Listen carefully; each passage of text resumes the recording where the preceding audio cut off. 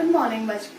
कल हमने जैसा पढ़ा था कि मानव नेत्र क्या होते हैं, मानव नेत्र की संरचना क्या होती है, और हमने ये भी सीखा था कि मानव नेत्र में हम किस तरीके से वस्तुओं को देख सकते हैं और उनका प्रतिबिंब किस तरीके से अंदर रेटिना पे पड़ता है और हम किसी भी वस्तु को आराम से देख सकते हैं, चाहे वो कोई दूर की वस्तु हो चाहे वो पास की वस्तु हो। कल हमने अपना ये टॉपिक खत्म किया था। आज जो हम लोग आपको आपकी किताब का जो आगे का चैप्टर है वो पढ़ाएंगे, उसमें आपने देखा होगा अगर किताब किसी के पास भी है तो हमने उसमें ये देखा है। वैसे तो मैंने सबके पास पीडीएफ बुक भेज दी है, तो आप लोग उसमें थोड़ा सा पढ़ सकते हैं चैप्टर को पढ़ने से पहले। तो हम लोग इसी चैप्टर को आगे कंटिन्यू करते हुए इसका सेकंड पार्ट लेंगे। सेकंड पार्ट में हम ये देखेंगे कि हमारे पास दृष्टि दोष होता है। मानव के नेत्र में दृष्टि दोष होता है और दृष्टि दोष भी 3 तरीके के होते हैं, जो कि मैं भी आपको आगे बताऊंगी कि कौन कौन से होते हैं। पहले मैं आपको थोड़ा मौखिक बता देती हूँ जानकारी। पहला होता है निकट दृष्टि दोष, दूसरा होता है दूर दृष्टि दोष और तीसरा होता है जरा दूर दृष्टि दोष। तो जो पहला निकट दृष्टि दोष है वो क्या होता है? देखिए, निकट दृष्टि दोष क्या होता है कि जब हम निकट की वस्तुओं को, निकट मतलब पास, निकट दृष्टि दोष में क्या होता है, निकट की वस्तुओं को जब हम निकट, पास की वस्तुओं को हम साफ नहीं देख पाते हैं। बात करेंगे तीनों तरीके के दोष की। तो पहला क्या है हमारा निकट दृष्टि दोष।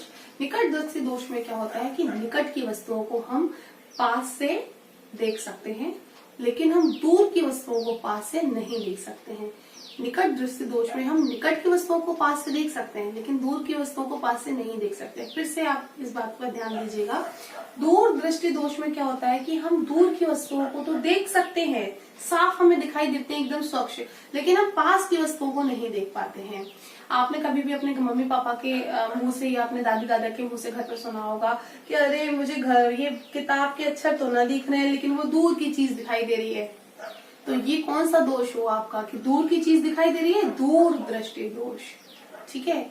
और ये जो हमारे पास क्या होता है कि हम निकट की जो कभी कभी हमने देखा होगा कि हम निकट में तो हम आराम से मतलब स्वच्छ तरीके से देख रहे हैं, हम पढ़ रहे हैं, सब कुछ कर रहे हैं, लेकिन हम जो दूर के, ये ज्यादातर स्टूडेंट के बीच में आती है, छोटे जो बच्चे होते हैं उनके बीच में आती है कि वो लोग पढ़ तो लेते हैं आराम से, लेकिन दूर की चीजें उनको नहीं साफ क्लियर दिखाई देती है। वो हमारा जो दोष होता है वो होता है निकट दृष्टि दोष। अब जो तीसरा हमारा दोष होता है वो होता है जरा दूर दृष्टि दोष। ये बहुत ही कम पाया जाता है, लेकिन ये उम्र के साथ बुढ़ापे की तरफ जब हम लोग अग्रसर होते जाते हैं, जब हम 45, 46 या उससे ऊपर जब 50, 56 इस पे जाते हैं, तब ये दोष अपने आप ही थोड़ा थोड़ा उत्पन्न हो जाता है। इसमें बस कुछ नहीं होता है, इसमें सिर्फ जो दूर दृष्टि दोष है उसको थोड़ा सा पाट आ जाता है। जैसे आगे लगा है दूर दृष्टि दोष जरा, तो जरा दूर दृष्टि दोष में क्या होता है, बस जरा सा दूर दृष्टि दोष आ जाता है। मतलब कि हमें पास की वस्तुएं, हमें दूर दृष्टि दोष में हमें पास की वस्तुएं साफ साफ नहीं दिखाई देती हैं, लेकिन दूर की वस्तु हमें साफ साफ दिखाई देती हैं। तो ये उम्र के साथ थोड़ा थोड़ा सा आ जाता है। तो इसी को हम अपनी वीडियो में आगे बढ़ाएंगे, तीनों तरीके के दोष पढ़ेंगे, उनका हम निवारण पढ़ेंगे कि हम किस तरीके का लेंस प्रयोग करेंगे तो हमारा निकट दृष्टि दोष का जो दोष है वो हमारी आंखों में से खत्म हो जाएगा, और जो दूर दृष्टि दोष है उसका जो हमारा दोष है वो खत्म हो जाएगा। किस तरीके का लेंस हमें यूज करना चाहिए, ये आज के लिए इतना ही काफी। इतना हम आगे आप पढ़ेंगे अपनी वीडियो में। अब हम बात करेंगे दूरदृष्टि दोष की। दूरदृष्टि दोष से पीड़ित व्यक्ति को दूर की वस्तुएं तो स्पष्ट दिखाई देती हैं, परंतु निकट की वस्तुएं स्पष्ट नहीं दिखाई देती हैं, क्योंकि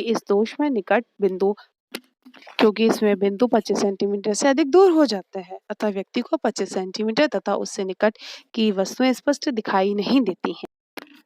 अब हम इसकी बात करेंगे निवारण की। ये देखिए, ये हमारा नेत्र लेंस है, ये हमारी रेटिना है और ये प्रतिबिंब है। क्या तो प्रतिबिंब रेटिना पर बन रहा है? नहीं बन रहा है। कहीं दूर वस्तु रखी है, उस पे नेत्र लेंस पे हमारी किरणें आ रही हैं।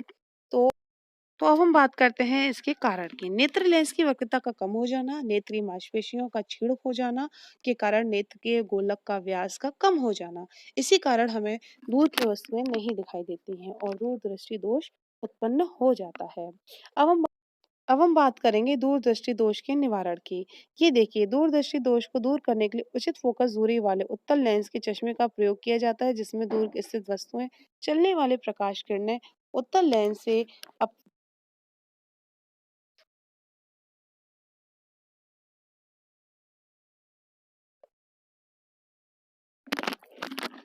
दूरदृष्टि दोष के दूर करने के लिए उचित फोकस दूरी वाले उत्तल लेंस के चश्मे का प्रयोग किया जाता है। और जिसमें दूर स्थित वस्तुओं से चलने वाली प्रकाश किरणें उत्तल लेंस के अपवर्तन के पश्चात निकट बिंदु से आती हुई प्रतीत होती हैं। ये किरणें अपवर्तित होकर रेटिना पे फोकसित हो जाती हैं, जिससे हमें वस्तु का प्रकाश दिखाई देने लगता है और जो वस्तु है वो हमें दिखने लगती है। इसका मतलब क्या होता है, जब हमने अभी देखा है इस चित्र में कि प्रतिबिंब कहीं वस्तु रखी है और कहीं प्रतिबिंब बन रहा है। प्रतिबिंब रेटिना के पीछे बन रहा है। इसका मतलब हमें अपनी जो नेत्र लेंस है उससे आगे हमें कोई ऐसी वस्तु रखनी पड़ेगी जिससे कि वो प्रतिबिंब पीछे ना बनकर रेटिना पर बनने लगे, तभी हमें वस्तु वो क्लियरली दिखाई देगी। लेकिन ऐसा कब होगा? हम ऐसा कौन सा लेंस हम नेत्र के आगे रखें? इसलिए हम नेत्र के आगे रखते हैं उत्तल लेंस। अब हम देखेंगे कि उत्तल लेंस को नेत्र के आगे रखने पर हमें प्रतिबिंब किस तरीके से रेटिना पर प्राप्त होता है। ये देखिए, ये जो चित्र है इसमें हमने उत्तल लेंस का प्रयोग किया है। उत्तल लेंस हमने 25 सेंटीमीटर की दूरी पर रखा है। अब वहां पर कोई वस्तु रखी है और जिसका प्रतिबिंब अब हमने 25 सेंटीमीटर की दूरी पर कोई वस्तु रखी है और अब हम ये देख सकते हैं कि नेत्र से आगे एक हमने लेंस लगाया है जो कि उत्तल लेंस है। ये हमारा उत्तल लेंस है जो कि आप ये देख सकते हैं, ये हमारा उत्तल लेंस है। ये आप ये देखिए हमारा उत्तल लेंस। अब इसमें क्या है कि हमारे जो वस्तु है उसका प्रतिबिंब पहले लेंस से टकराएगा परावर्तित होके, फिर अंदर नेत्र लेंस पे टकराएगा, फिर उसका जो प्रतिबिंब बनेगा वो कहाँ बनेगा? रेटिना पर। अब हम बात करेंगे अपने निकट दृष्टि दोष की। तो देखिए, निकट दृष्टि दोष में हम जैसे कि देख सकते हैं कि पीड़ित व्यक्ति को निकट की वस्तुएं स्पष्ट दिखाई देती है, परंतु दूर की वस्तुएं स्पष्ट नहीं दिखाई देती, क्योंकि नेत्र का जो बिंदु होता है वह अनंत पर न होकर पास आ जाता है। अतः व्यक्ति दूर की जो बिंदु है उससे अधिक दूर स्थित वस्तु को स्पष्ट ही नहीं देख पाता है। यानी कि जो हमारा दूर बिंदु होता है, जो बहुत दूर बिंदु होता है, जो कि हमने पहले पढ़े थे, एक निकट बिंदु होता है, एक दूर बिंदु होता है, तो वो दूर बिंदु की स्थिति को वस्तु को नहीं स्पष्ट देख पाता है। देखिए, हम बात कर रहे हैं अपने निकट बिंदु की, तो हमें दूर बिंदु नहीं दिखाई देता है, मतलब जो प्रतिबिंब है वो पहले ही कहीं बन जाता है आँख के अंदर। अब हमें प्रतिबिंब कहाँ चाहिए कि जो हमारे रेटिना पे पड़े, यानी कि प्रतिबिंब थोड़ा सा खिसक जाए रेटिना की तरफ। अभी प्रतिबिंब कहाँ मिल रहा है? हमें आँख के अंदर। तो इसीलिए अब हम क्या करेंगे कि अब हम अपने नेत्र के आगे कोई एक ऐसा लेंस लगाएंगे जो प्रतिबिंब को थोड़ा दूर खिसकाए, और दूर खिसकाने वाला लेंस कौन सा होता है? अवतल लेंस। वही जो प्रतिबिंब को दूर खिसकाता है। तो निकट दृष्टि दोष के कारण क्या है? नेत्र लेंस की वक्रता का बढ़ जाना, नेत्र लेंस के गोलक के व्यास का बढ़ जाना।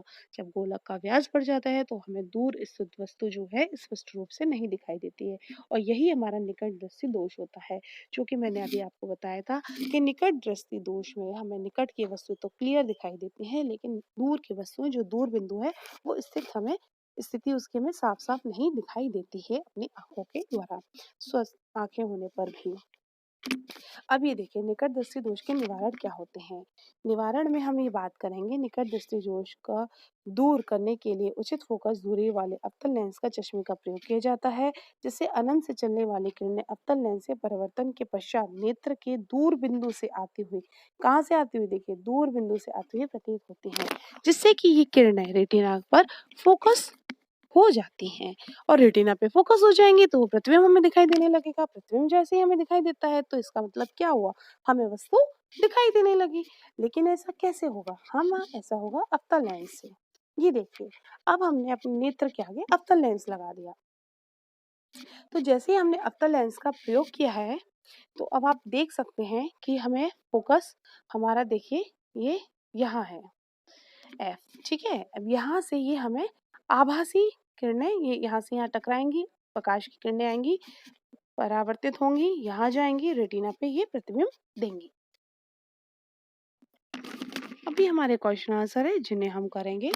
देखिए, मानव नेत्र, ये क्वेश्चन नंबर 4, क्वेश्चन नंबर 5 भी है इसमें। मैं आपको इनका पिक भी भेज दूंगी, जिससे कि आपको वो भी क्लियर हो जाएगा थोड़ा सा कि मैंने आपको कौन कौन से क्वेश्चन भेजे हैं। क्वेश्चन नंबर 7 है ये, इसमें ये देखिए चित्र बनाना है हमें। और ये क्वेश्चन नंबर 8 है, इसमें हमें 25 सेंटीमीटर से निकट रखी वस्तुओं को दिखाना है। तारे क्यों टिमटिमाते हैं, इनकी व्याख्या करनी है, तारे क्यों नहीं टिमटिमाते हैं। तो इसके साथ ही इसमें एक टॉपिक और आपका रह जाएगा जो कि हम लोग कल कंटिन्यू करेंगे और आज हम लोग इसको हाँ देखेंगे बच्चों, तो वीडियो अभी को हमने जो अपनी और वीडियो ये हम देखी थी तो क्वेश्चन उस आंसर वीडियो में जो करेंगे। मैंने अभी आपको आगे पढ़ाया उसमें मैंने आपको पढ़ा दिया है दूरदर्शी दोष क्या होता है, निकट दृष्टि दोष क्या होता है और जरा दूरदर्शी दोष क्या होता है। इससे रिलेटेड मैंने आपको नोट्स भी भेजे हैं और मैंने आपको ये भी बताया कि आपको कौन सी एक्सरसाइज करनी है, कौन से क्वेश्चन आंसर करने हैं।